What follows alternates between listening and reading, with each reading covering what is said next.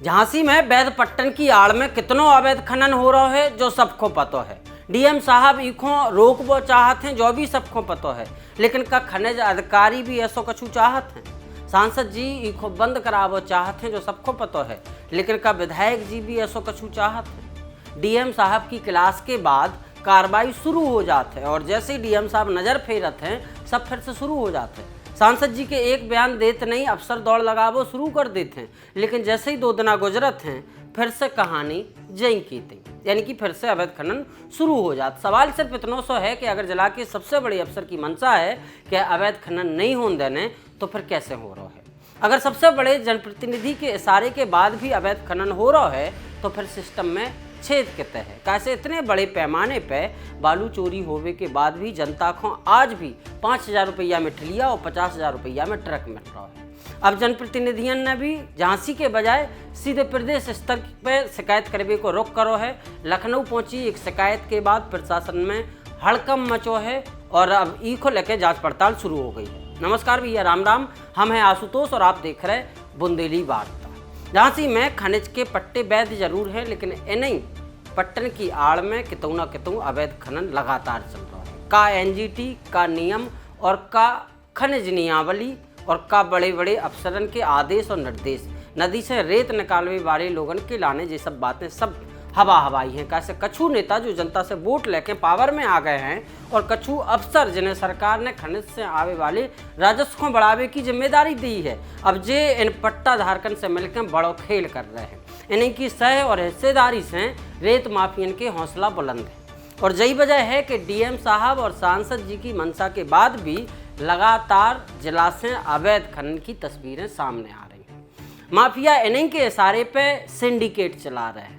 कैसे बताई जा रही है कि डीएम साहब को दिखावे के लाने थोड़ी बहुत कार्रवाई तो इन्हें करने पड़त है, लेकिन जे लोग जा भी कहते हैं कि चिंता नहीं करो, कार्रवाई हुई है तो भरपाई भी हम लोग करवा दें, बस हम लोगों को हिस्सा मजबूत रहे चाहिए।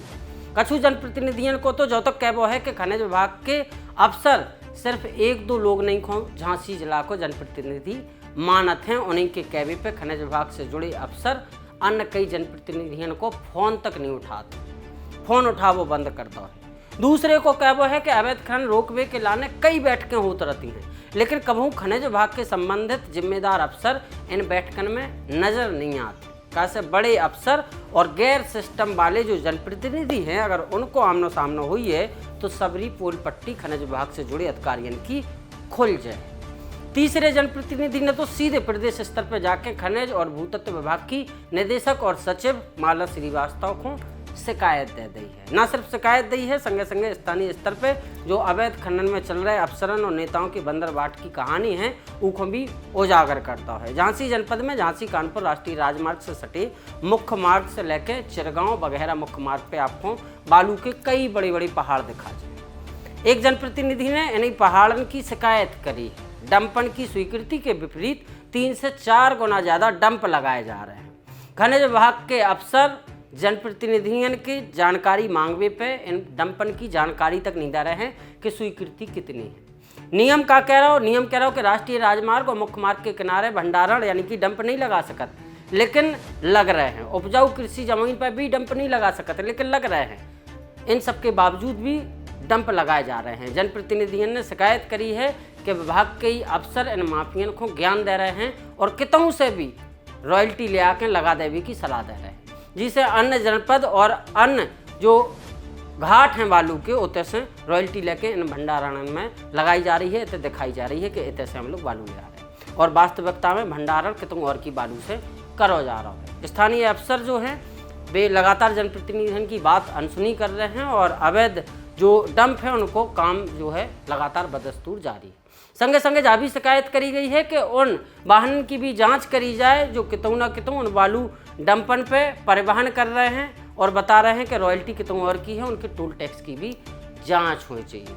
बताओ जाए कि अगर अवैध बालू डंप जो हैंगे वे उनकी क्षमता कितनी है। संगे संगे एक चर्चा जारी है कि 19 तारीख को झांसी में उप मुख्यमंत्री केशव प्रसाद मौर्य को दौरा है। कई कार्यक्रमों में उनके आवे की संभावना चल रही है बड़ी जोर शोर से। कछु जनप्रतिनिधि हो सकत है कछु नेता सत्ताधारी दल के हो सकते हैं जो सिस्टम में नहीं आ, वे डिप्टी सीएम के सामने भी ये पूरी बात को रखें अगर जिला प्रशासन उचित कार्रवाई नहीं करे। कैसे विधानसभा का चुनाव नज़दीक है और लगातार जब अवैध बालू खनन की खबरें चलें तो इससे भारतीय जनता पार्टी को बड़ो नुकसान भी हुई है। नुकसान उन लोगों को भी हुई है जो लोग इन चीज़ों में शामिल नहीं हैं। ई वजह से अब लगातार बहुत सारे जनप्रतिनिधि ई को लेके मुखर हो रहे हैं, लगातार स्थानीय स्तर से लेके लखनऊ स्तर पे इकी शिकायत भी कर रहे हैं। अलग अलग कई जनप्रतिनिधि नामना छापे की शर्त पे अलग अलग ई को लेके बातें बता रहे हैं। आपको का कछु कहबो है ये पूरे मामले को लेके कमेंट बॉक्स में जरूर बताइए। देखिए सुनबे के लाने बहुत बहुत धन्यवाद।